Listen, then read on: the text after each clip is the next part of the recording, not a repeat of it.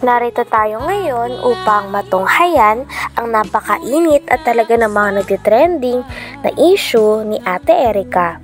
Sa pagpapatuloy ng ating istorya ay bumalik muli si Kalingap Val dahil mayroon na naman siyang bagong impormasyon na nakita at nais niyang ipakita sa mga kapamilya ni Ate Erica kung totoo ba ang mga ito. Gusto niya rin i-confirm kung sila ba ang pinapatamaan ng mga tao na nakita ni Kalingap Val Santos Matubang na nagpo-post para sa kanila.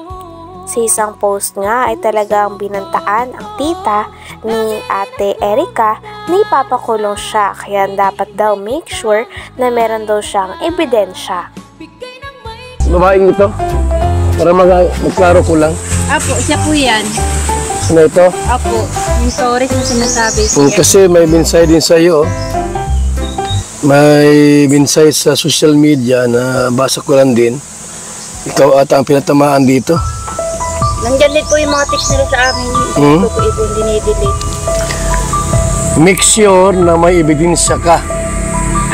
At baka warrant of arrest ang darating sa iyo. At may word. Hindi manda pala po. Kayo ang sumira sa sarili niyong pamilya at buhay. Will see you in the court. Baka sasablay, maubos yung ipin mo. Maubos yung ipin mo. Ha? Papagunot na nga ako kuya, para gugutengin. Baka manunok mo yan. God bless and see you in the court. Naku, delikado ka. Panindigan mo lahat ng sinabi mo, ha? Gather some evidence, yung totoo kasi pag hindi kayo ang... Sabi pa nga sa post na ito ay mukha daw pera ang pamilya ni Ate Erica. Talagang kailangan daw nila ng patunay at mga ebidensya dahil nais silang kasuhan ng tao na ito at baka humantong pa nga sa korte. Habang binabasa nga ni Kalingap Val Santos Matubang ang message na ito o post na ito sa tita ni Ate Erica at sa lolo niya ay talagang hindi nag-a-agree ang tita ni Ate Erica dahil maraming ang sinasabi doon at parang binabaliktad sila at sinasabihan pa sila na mukha daw silang pera. Kaya doon nagagalit ang pamilya ni Ate Erica sapagkat hindi daw sila binigyan ng pera ng mga e-lovers. Kaya naman salungat dito ang lolo ni Ate Erica. Mabanggit pangalan ko. Amy Torres. Sobra mo pakialaman sa hindi nyo naman pera at buhay. Be ready for yourself. Nagpauto kasi kayo, yan, kayo din nagpapahiya sa korte. Nagpauto kasi kayo, yan, kayo din mapapahiya sa korte. Gagalit kayo kasi di namin kayo binigyan ng pera. Ano naman po ang kinagagalit po namin sa kasi mukha kayong pera. Kahit nakabigay kami ng ilang bisis, dinay kayo ng dinay. Ano yun? Wala kami bigay na. Binigay ng pera. Ha? Tay, Lulubig, so may minsay sa'yo. Nabasa mo na ito? Di pa. You know? From Amy Tunyaka Torres, Lulumigs, ano kaya yung topic natin dito? Diba, pira at ikaw ang may hawak? Yung pira, hindi si May. Pero may hawak? Wala akong pira hinahawakan dyan. Huh? Yan o.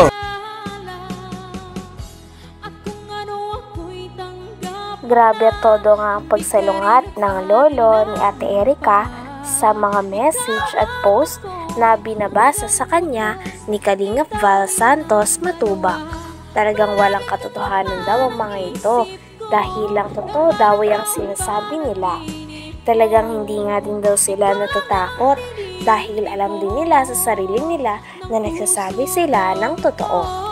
At kitang-kita din na naniniwala naman si Kalingap Val Santos Matubang sa sinasabi ng pamilya at lolo pati na rin ng tita ni Ate Erica. Grabe at patagal ng patagal ay mas lalo na nga umiinit ang mga balita tungkol sa issue ni Ate Erica.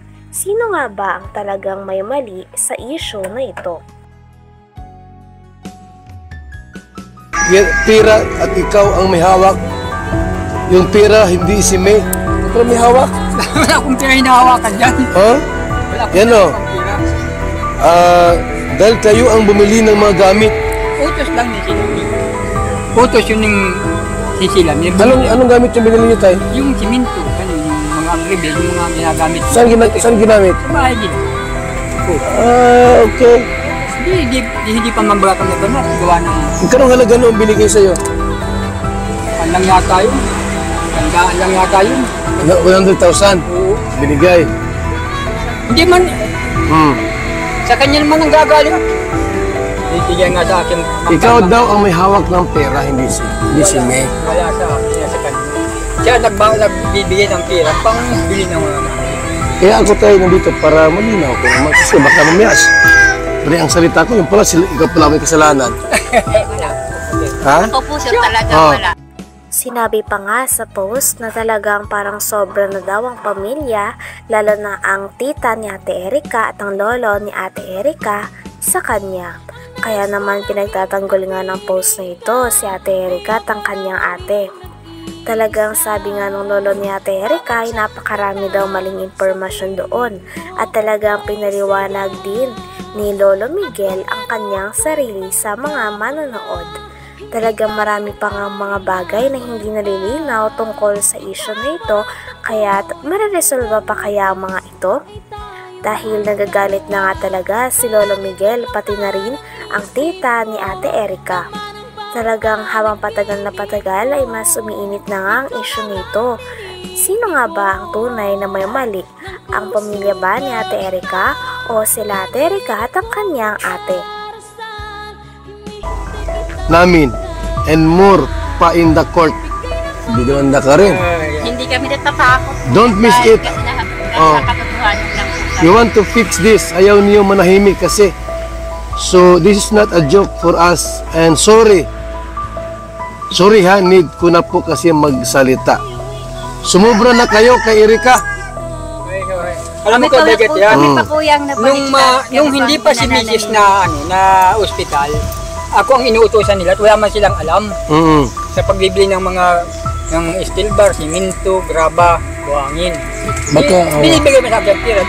Ako na simple ako nagkuhan sa sa hardware. Yun.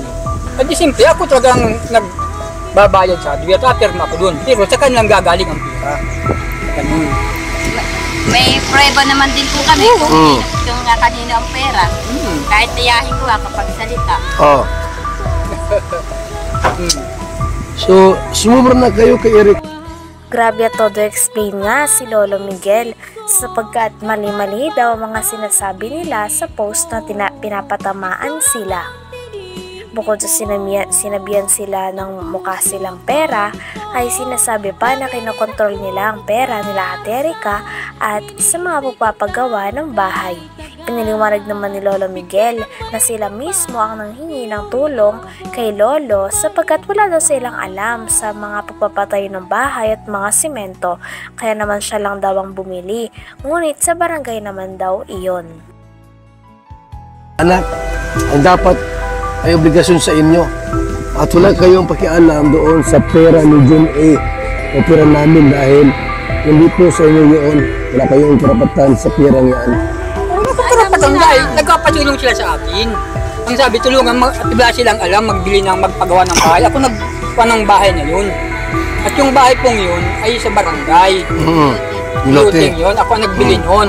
Ngayon, ang sabi ko doon sa binili nyo, nakuha, at diyan din nangyari, walang kuryente, di itong madali at may kuryente. Di, pick ko namin yung kuryente, pinalo up namin, sabi ng kuryente. Ayun ang pinagawa namin para madali-dali nga. Ay, pira sa sabi na ako naghawak ng pira, hindi wala sa akin yan. Sila nagbibigay ng pira sa akin. Na pambayad sa mga biyaga. Inutusan ka lang. Utos ka. Nga po, ginamit lang ako. Ay, kung alam ko lang ang kakaganyo, hindi ako masunod sa kanila. Bakit tayo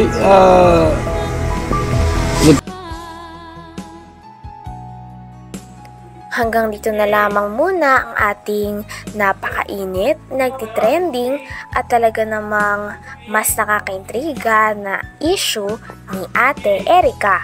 Maraming salamat sa inyong panonood. Hanggang sa muli. Bye!